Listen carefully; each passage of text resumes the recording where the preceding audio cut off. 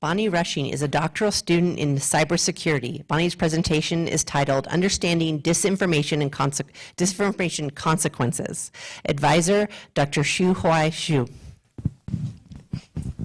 Fake news, deep fakes, misinformation. Your crazy aunt on Facebook sharing conspiracy theory posts. Have you been a victim? Disinformation can reshape audience perceptions, harm democracy, and lead to worldwide security disasters. So what is disinformation? We discovered recurring attributes after analyzing 100 published works to define disinformation and cognitive warfare as follows. Operations that target human minds, aiming to manipulate perceptions and beliefs, which may be weaponized and enhanced through technology and deceptive information, typically to affect the decision-making and actions of individuals or possibly broader populations to gain advantages. We also created a metric to measure disinformation effectiveness. For example, have you ever heard the term viral on social media? We can now measure viral disinformation with our metric. Next, we focused on understanding the consequences of disinformation, including case studies on democratic process interference and polarization of target audiences.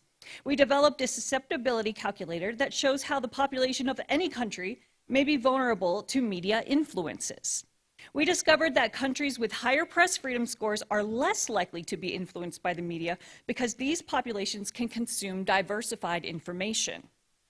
Furthermore, we developed a cognitive load metric that reveals how each level of complexity in our lives impacts our behavior, stress, and burnout.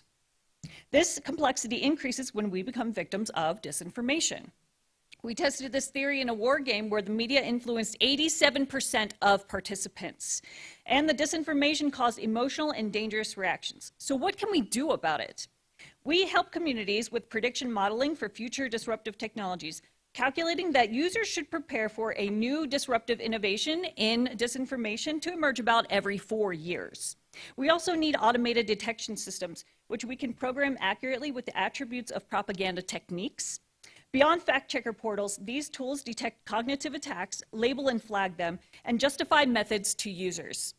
This provides transparent education. Education remains an effective tool to combat disinformation. We tested media literacy efficacy in a simulation, discovering that educated participants were more likely to think critically and discuss media content, analyze source trustworthiness, and execute complex tasks based on higher levels of communication comprehension. Disinformation threatens our societies. It's in our life every day.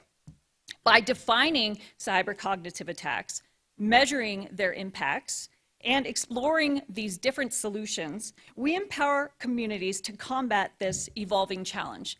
Thank you so much for your time, and I appreciate your attendance.